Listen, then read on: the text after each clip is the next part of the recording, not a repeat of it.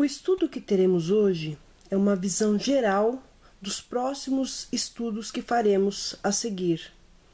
Vamos começar com o capítulo 12 de Apocalipse. Nesse capítulo, vemos ali o início do conflito no céu, o seu desdobramento aqui para a terra, o nascimento, a morte e a ressurreição de Jesus e, consequentemente, a derrota de Satanás, como podemos ver nos versículos 7 a 9. Vamos ler. E houve batalha no céu. Miguel e os seus anjos batalhavam contra o dragão, e batalhava o dragão e os seus anjos, mas não prevaleceram, nem mais o seu lugar se achou nos céus. E foi precipitado o grande dragão, a antiga serpente, chamada o Diabo e Satanás, que engana todo mundo. Ele foi precipitado na terra, e os seus anjos foram lançados com ele. Vamos comparar esse texto com o livro de Gênesis, capítulo 3, versículo 15, que diz: E porém inimizade entre ti e a mulher, e entre a tua semente e a sua semente. Esta te ferirá a cabeça, e tu lhe ferirás o calcanhar.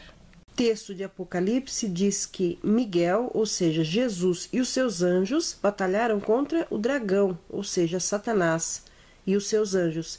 E Jesus venceu essa batalha, e Satanás, juntamente com os seus anjos, foram expulsos do céu.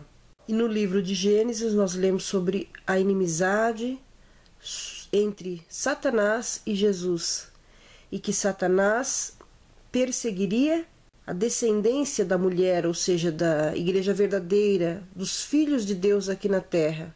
Mas também essa profecia diz que Jesus ia ferir a serpente na cabeça. E foi exatamente isso que Jesus fez, ao morrer na cruz e ao ressuscitar, e ao cumprir a sua missão aqui na terra. Vencido, o inimigo de Cristo sabe que tem pouco tempo de atuação na terra, e isso o leva a perseguir a igreja de Deus, como nós podemos ver aí no livro de Apocalipse 12, agora no versículo 13, que diz: E quando o dragão viu que fora lançado na terra, perseguiu a mulher que dera à luz o varão. Só relembrando, o livro do Apocalipse fala de duas mulheres, a mulher pura, representando a igreja verdadeira, e a mulher adúltera, representando a igreja apóstata, a igreja falsa, a igreja que desobedece às ordens de Deus.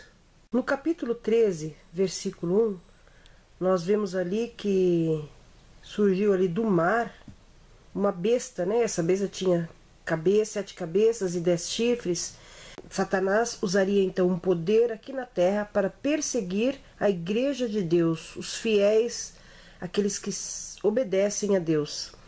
E como podemos ver na profecia e seu cumprimento na história, essa igreja sobreviveu, ou seja, os filhos de Deus, os sinceros, os obedientes, sobreviveram aos ataques do dragão e dessa primeira besta aí, desse capítulo 13.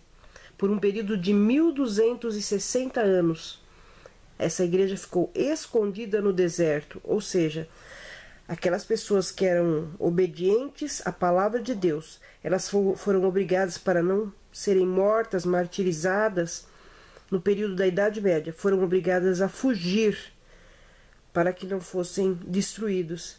E a história nos conta que muitos cristãos vieram então para a América do Norte, a fim de escaparem dessa perseguição. E é onde então surge os Estados Unidos com a sua Estátua da Liberdade, né, defendendo aí a liberdade civil e religiosa. Essa perseguição durou 1260 anos. Nós já vimos esses assuntos em estudos anteriores, mas vamos detalhar mais adiante. Nesse período de perseguição, então, o dragão persegue os filhos de Deus, os filhos da mulher, como está escrito na profecia, aqueles que são sinceros a Deus, e aí são descritos como aqueles que guardam os mandamentos de Deus e o testemunho de Jesus. São a estes que Satanás persegue, como nós podemos ver no versículo 17 do capítulo 12, que diz: E o dragão irou-se contra a mulher, e foi fazer guerra ao resto da sua semente, os que guardam os mandamentos de Deus e têm o testemunho de Jesus Cristo. Então, os fiéis a Deus, a semente da mulher, os filhos de Deus aqui na terra, a igreja verdadeira, é aquela que guarda os mandamentos de Deus e tem o testemunho de Jesus. Após esse tempo, então, a igreja de Deus retorna à cena. Ela deixa o deserto e assume corajosamente a restauração da verdade bíblica diante de todo mundo. Após esses 1260 anos, então, aquelas pessoas fiéis levam à tona a verdade. A restauração da verdade resulta da pregação das 3 mensagens angélicas, cujo início se deu no contexto de 1844, que é a data do início da hora do juízo. Se você não conhece esse assunto, procure em estudos anteriores que nós já fizemos, mas nós veremos ainda alguma coisa à frente também. O fato do povo de Deus aqui na terra restaurar a verdade tanto do sábado como da perpetuidade da lei de Deus irrita o diabo. Para fazer face a essa retomada da verdade bíblica diante do mundo, ele agrega um novo aliado à sua causa, a segunda besta, descrita em Apocalipse 13, versículo 11, que diz: E vi subir da terra outra besta, e tinha 2 chifres semelhantes aos de um cordeiro, e falava como dragão. Essa segunda besta é chamada também de falso profeta, como lemos no capítulo 16, versículo 13, que diz: E da boca do dragão, e da boca da besta, e da boca do falso profeta, vi sair 3 espíritos imundos, semelhantes a rãs. Essa segunda besta, esse falso profeta aí, representa o poder imperial norte-americano. No clímax da história do grande conflito, esse poder renunciará a algumas de suas crenças protestantes, aquelas mesmas que essa nação defendia a princípio, e se converterá em um aliado da primeira besta, para então perseguir o povo de Deus. Então, o dragão e a besta, as 2 bestas, ou seja, Satanás e esses 2 poderes usados por ele aqui na terra, o poder civil e o poder religioso, formam então a falsa trindade, que pretende contrafazer a obra de Deus na terra, com um falso dia santo.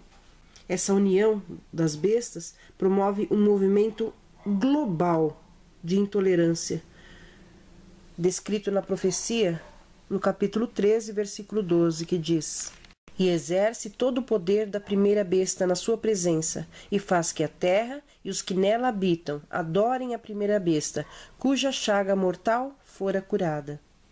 Essa intolerância leva as pessoas a serem seladas com uma marca, como está escrito no versículo 16, que diz: E faz que a todos, pequenos e grandes, ricos e pobres, livres e servos, lhes seja posto um sinal na sua mão direita ou nas suas testas. Essa marca é, na verdade, uma expressão da rejeição à lei de Deus e ao plano da salvação em Jesus Cristo. Essa marca está diretamente ligada à guarda do domingo, no lugar do sábado da lei de Deus. Se o sábado, como o dia do Senhor, é o memorial da criação e da redenção, essa contrafação, estipulando o domingo como um dia de guarda, então seria o selo do evolucionismo e da rejeição ao Deus Criador. Por isso, os selados da besta têm um destino tenebroso, citado na Bíblia, juntamente com o dragão e a besta e o falso profeta, como está escrito em Apocalipse 19, versículos 19 e 20, que lemos: E vi a besta e os reis da terra e os seus exércitos reunidos para fazerem guerra àquele que está sentado sobre o cavalo e o seu exército. E a besta foi presa, e com ela o falso profeta, que diante dela fizera os sinais, com que enganou os que receberam o sinal da besta, e adoraram a sua imagem. Esses 2 foram lançados vivos, no ardente lago de fogo e de enxofre. Mas a vitória completa e definitiva do remanescente fiel, daqueles que guardam os mandamentos de Deus e a fé de Jesus, como lemos em Apocalipse 14, 12, é assegurada através do sangue do Cordeiro, como podemos ler no capítulo 12, versículo 11, que diz: E eles o venceram pelo sangue do Cordeiro e pela palavra do seu testemunho, e não amaram as suas vidas até a morte. É interessante notar que os especialistas em estrutura literária destacam como ponto central do Apocalipse os capítulos 12 a 14 e os versículos 7 a 11 do capítulo 12 são exatamente o centro do Apocalipse, o mesmo número de versos antes e depois desse trecho. E é justamente aí onde o grande conflito é mencionado e a promessa de vitória também está assegurada como seu ponto essencial. A palavra de Deus, então, não deixa dúvida. É no clímax do grande conflito que Cristo tem um povo espalhado por toda a face da terra, povo que abraçou o evangelho eterno da salvação, o qual, por amor a Cristo, obedece à lei de Deus. Esse povo, no poder do Espírito Santo, vai fazer soar o alto clamor aos ouvidos de todo mundo, preparando uma geração para estar diante da presença de Cristo em sua segunda vida. Esse dia glorioso que rapidamente está se aproximando será um pesadelo para aqueles que forem selados pela besta, mas vai ser uma grande alegria para os fiéis, aquele povo de Deus que guarda os mandamentos de Deus e tem a fé em Jesus, cuja vida é lavada no sangue do Cordeiro. Nossa comunhão espiritual com Deus, com Jesus Cristo e o Espírito Santo, a Trindade divina, deve aprofundar então a nossa consciência de quem somos e do nosso papel nesse mundo. Depois da grande tribulação, sobre o mar de vidro, os fiéis verão o Salvador face a face, como é descrito em Apocalipse 15, versículos 2 a 4, em uma comunhão viva que perdurará então por toda a eternidade. Nos próximos estudos, nós veremos então quem é a besta que surge do mar, quem é a besta que surge da terra, o que é a imagem da besta, o número da besta. São assuntos muito interessantes, você não pode perder. Te espero para o nosso próximo encontro.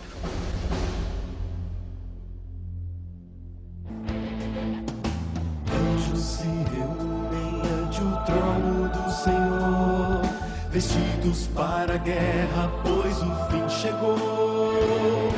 Na terra os quatro ventos foram soltos para dizer que o dia do Senhor se aproximou. Todo o universo se levanta para ver a última batalha, o bem vencendo o mal. Cristo, o Cordeiro, nosso príncipe da paz, vestiu a armadura de Miguel e vai voltar.